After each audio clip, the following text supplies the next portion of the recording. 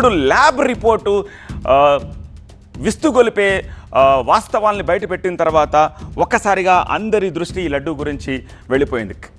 కేవలం ఇంతకుముందు మా రిపోర్టర్ అన్నారు, నాసి రకం నెయ్యి వాడడం వేరు, యానిమల్ ఫ్యాట్ వాడడం వేరు. అంటే జంతువుల మాంసం, అంటే జంతువుల కొవ్వు నుంచి తీసిన ఆయిల్స్ని వీటిల్లో కలిపేసి ఇవ్వడం వేరు. పంది కొవ్వు, గొడ్డు కొవ్వు, చేప నూనె ఇవన్నీ కూడా అందులో ఉన్నట్టుగా అనుమానం వ్యక్తం చేస్తున్నారు. మరి దేని ఎస్ వాల్యూ ఎంత? కొద్దిసేపటి క్రితం మీరు టీవీలు చూసి ఉంటే కనుక టీటీడీ ఈవో శ్యామలరావు, చాలా మంచి క్రెడిబిలిటీ ఉన్న పర్సన్, ఆయన ఒక ప్రెస్ మీట్ పెట్టి ఈ ఎస్ వాల్యూ అనేది మేము ఈ నెయ్యిని చూస్తున్నప్పుడు దాన్ని ల్యాబ్లో రీడింగ్స్ ఉంటాయి, ఆ రీడింగ్స్ని చూసిన తర్వాత ఎస్ వాల్యూని మేము ప్రామాణికంగా తీసుకుంటాము, ఆ ఎస్ వాల్యూ ఎలా ఉంది అన్నదాన్ని బట్టే చెప్తూ ఉంటామని చెప్తున్నారు. అసలు ల్యాబ్ రిపోర్ట్లో ఏముందో మనం ఇప్పుడు ఒకసారి చూద్దాం. ల్యాబ్ రిపోర్ట్లో soybean, sunflower oil, olive oil, fish oil, ఆవాలు, అవిసెలు, పత్తి గింజలు, జొన్న రవ్వ, వీటన్నిటి నుంచి కూడా ఆయిల్స్ వస్తూ ఉంటాయిగా, ఇవన్నీ కూడా కలిసాయని చెప్తున్నారు. వీటి ఎస్ విలువ 8.61 ఉండాల్సిన ఎస్ విలువ 98.05 నుంచి 101.95 ఉందని చెప్తున్నారు. దీన్ని బట్టి అర్థమవుతుంది కదా. యా, సో ఎంత ఎక్కువ ఉందో అర్థం చేసుకోవచ్చు. సో ఇవన్నీ కలిస్తేనే ఆ ఎస్ విలువ అలా చేంజ్ అవుతుంది. ఏది ఇప్పుడు నేను చెప్పిన so called soybean, sunflower, olive oil, fish oil, జొన్న రవ్వ, గింజలు, పత్తి గింజలు ఇవన్నీ కలిస్తే ఈ ఎస్ వాల్యూ అంత అవుతుంది. ఇది నెంబర్ 1. రెండోది కొబ్బరి, పామ్ కెర్నల్ ఫ్యాట్, దీని ఎస్ విలువ 106.90 ఉండాలి. కానీ ఆ ఎస్ విలువ ఎంత ఉంది? 99.42 నుంచి 100.58 ఉంది. సో దాన్ని నిర్ధారించింది. నెక్స్ట్ పామ్ ఆయిల్, గొడ్డు కొవ్వు, వీటి ఎస్ విలువ ఎంత ఉండాలి? 23.22, కానీ అక్కడ ఎస్ విలువ 95.90 నుంచి 104.10 ఉంది. సో ఇంత ఉంది కాబట్టి అందులో పామాయిల్ అవశేషాలు అలాగే గొడ్డు కొవ్వు అవశేషాలు ఉన్నాయని చెప్పి. ఆ తర్వాత పంది కొవ్వు ఉన్నట్టుగా కూడా ఈ ల్యాబ్ రిపోర్ట్ చెప్తుంది. సో ఉండాల్సిన ఎస్ విలువ ఎంత? 97.96 నుంచి 102.04, కానీ ఎంత ఉంది? 116.09. ఇక్కడ దీన్ని శ్యామలరావు టీటీడీ ఈవో ప్రెస్ చేసి మరీ చెప్పారు.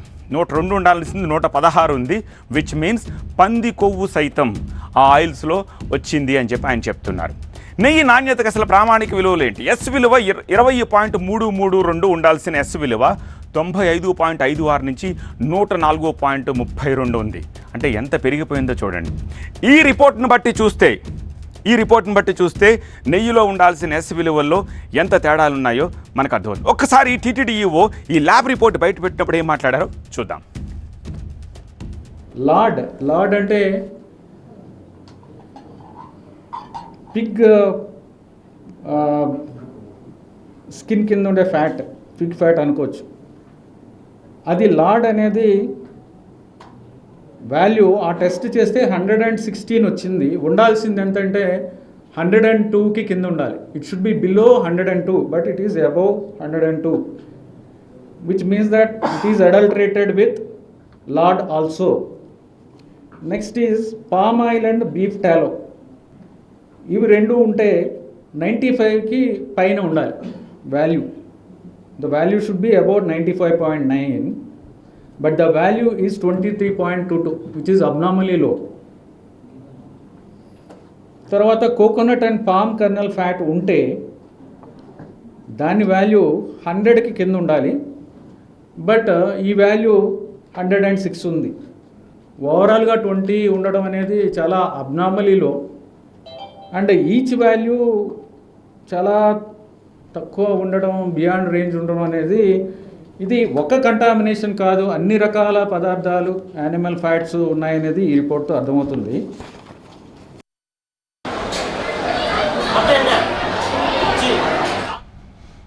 చూసారుగా, చాలా క్రిస్టల్ క్లియర్గా ఇచ్చేశారు. ఇప్పుడు ఈ రిపోర్ట్నే ఆయన మరికొద్ది సేపట్లో సీఎం చంద్రబాబుకి ఇవ్వబోతున్నారు. ఇంకా కొన్ని ఆశ్చర్యకరమైన విషయాలు కూడా ఇందులో మనం గమనించబోతున్నాము. అవేంటో కూడా నేను మీకు ఇప్పుడు చెప్పే ప్రయత్నం చేస్తాను.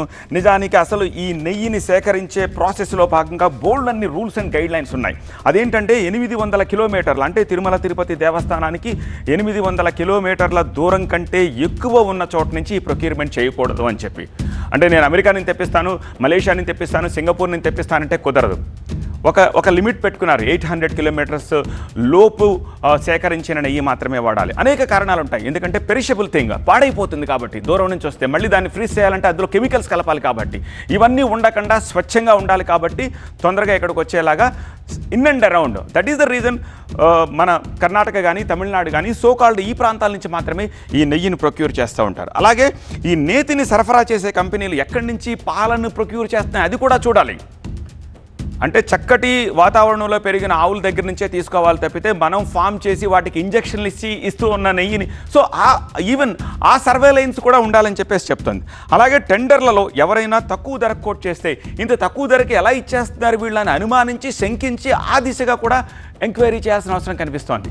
సో ఇవన్నీ ఇంకా సోకాల్డ్ చాలా రూల్స్ ఉన్నాయి ఇందులో, ఇవన్నీ కూడా ఆలోచించి చేయాల్సిన పనిని ఇవేమీ చేయకుండా చేశారా? అసలు ఈ ప్రొక్యూర్మెంట్ ఎలా జరిగింది?